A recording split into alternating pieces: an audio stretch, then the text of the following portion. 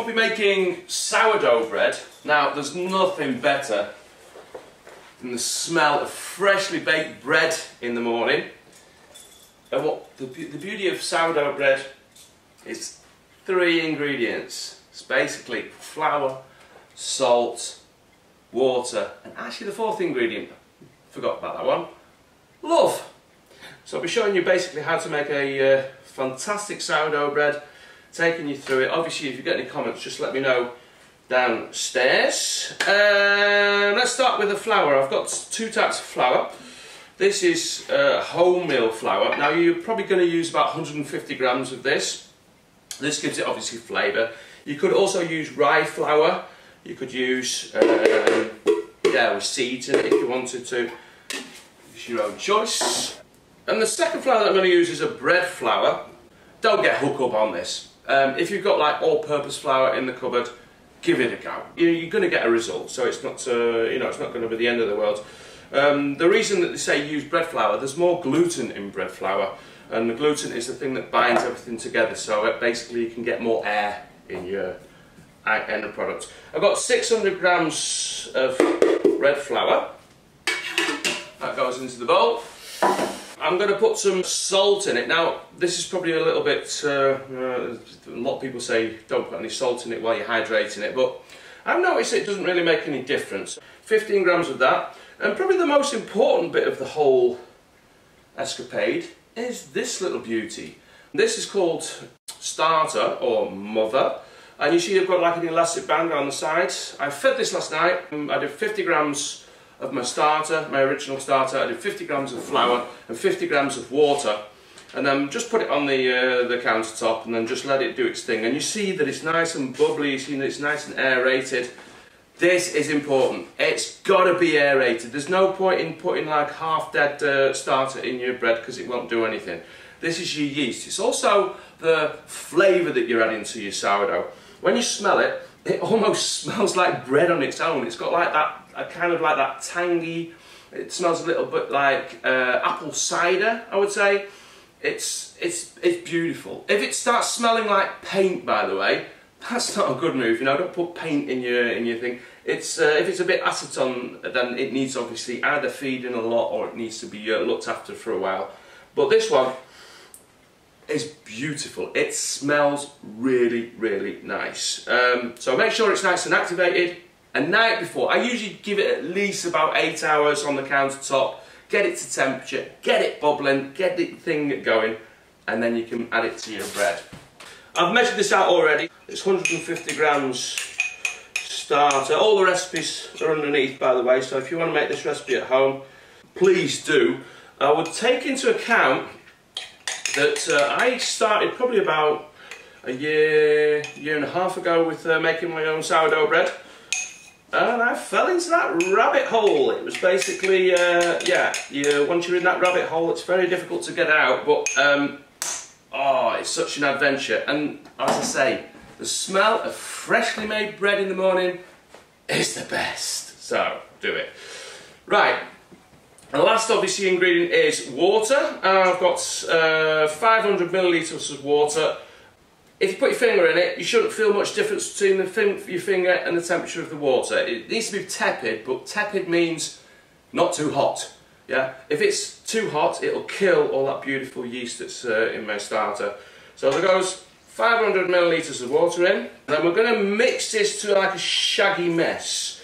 You're not kneading it. All you're doing is you're bringing it together. You want to incorporate all that flour with the water. You can do most of it with a spoon.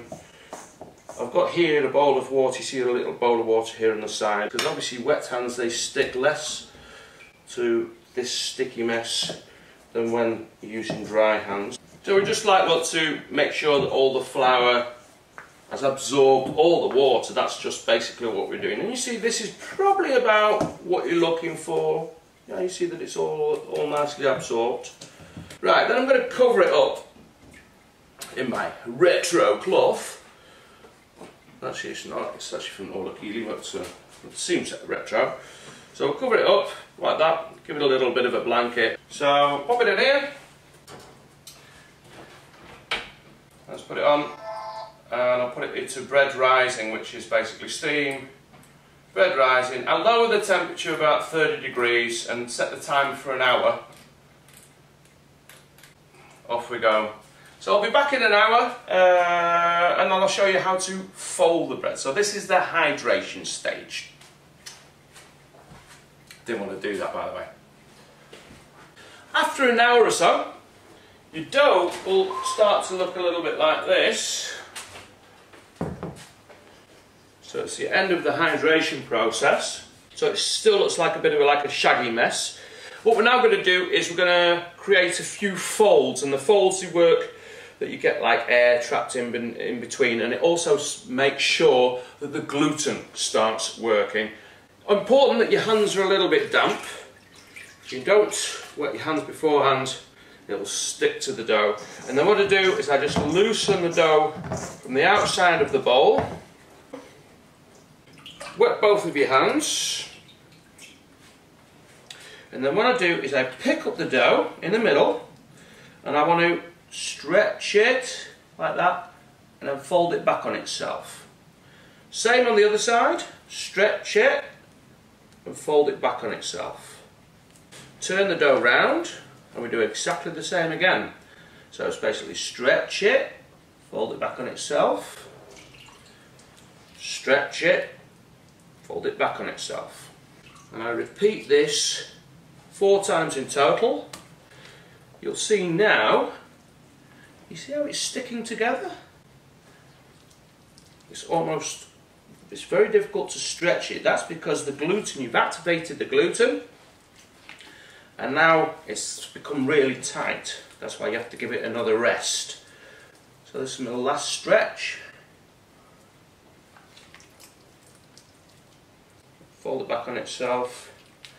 Look at that. Fabulous. I'm going to put it in a clean bowl, and then this will go into the proving drawer for half an hour. That is fold number 1. So back in half an hour.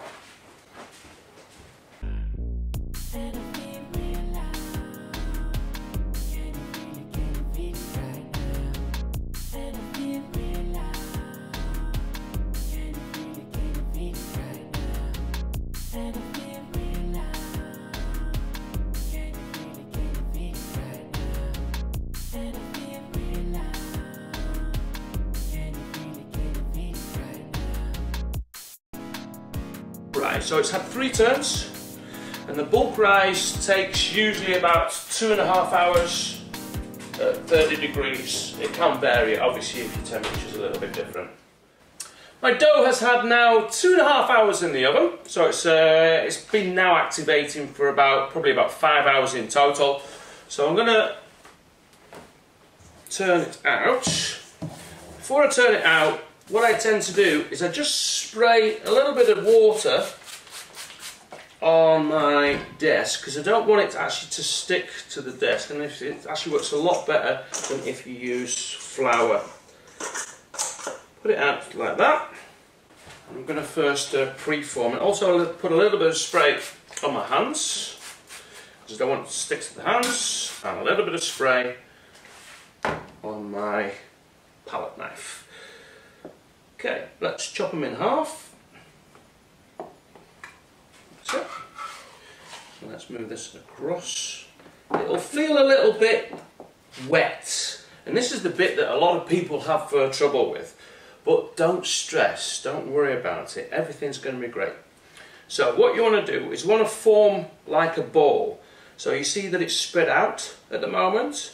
What you do is you pick one of the sides, you pull it towards you, and you fold it over. On the other side, you do exactly the same.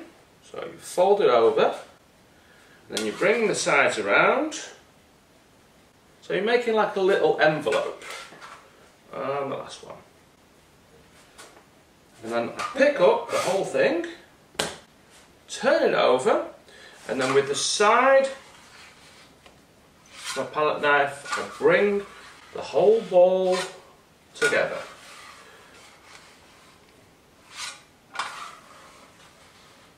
Until it looks a little bit like that. Second one. Pull it up, pull it up, pull it across. So on the other sides. There we go, and then turn the whole thing over. And what you're trying to do at the moment is you're trying to create tension. Of course, if we just like put this in a bowl, then what will happen is it'll just spread out to nothing. So what we're trying to do is try to create a little bit of surface tension.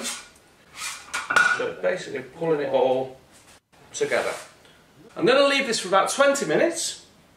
The gluten will then relax and you'll see that they'll spread out again, and then we'll do the final shaping. It's been standing for 20 minutes. It's formed like a skin. That's exactly what you want. Now we can use a little bit of flour, but you don't need a lot. What I do is I sprinkle the top of the bread or the dough, and a very little bit on your desk. Don't overdo it, because of course you don't want to change the dynamics of your bread. Then pick it up in one shot and flip it over. I'll do it nice and slowly and hopefully you'll be able to see it. Then what you do is you spread it out,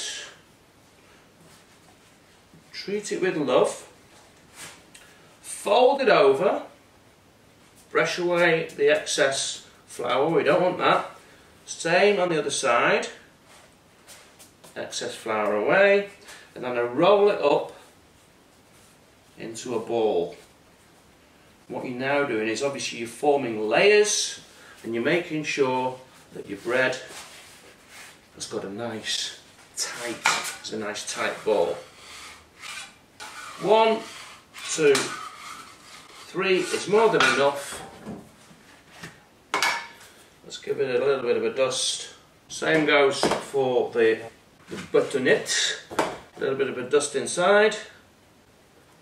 And when we tip this upside down in the pot, make sure it's all nice together, and then flip over the excess. Tea towel. We'll do it again.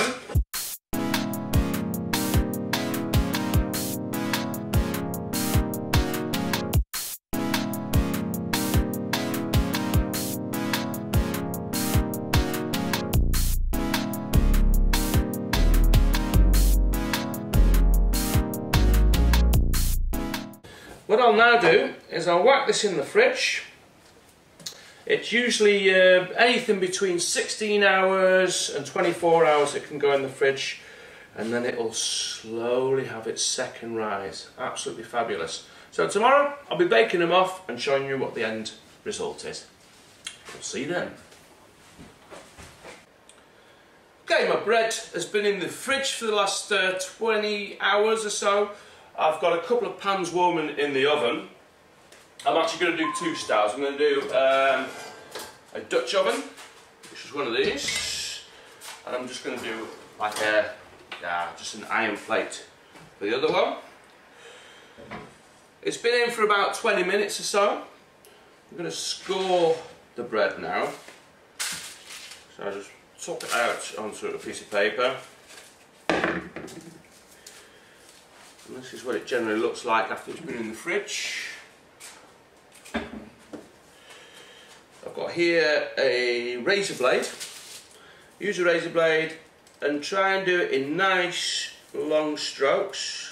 Don't think about it too much. I'm going to do like a cross. You can do whatever you like. You can actually, this is your own style. Now this goes into my Dutch oven. A little bit of water. Give it a bit of spray water. And also, there we go. And then we're going to whack this back in the oven.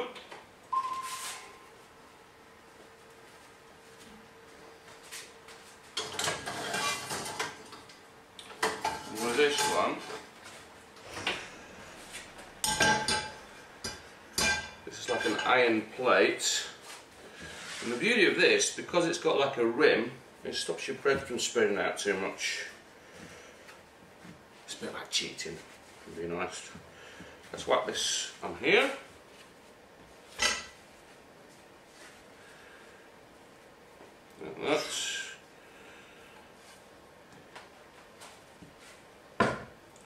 this also a score.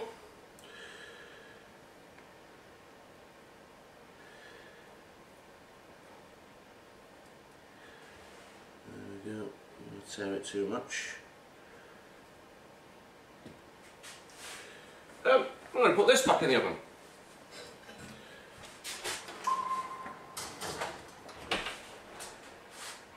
Steam on, lots of steam, high steam, and we'll let it run for about 25 minutes.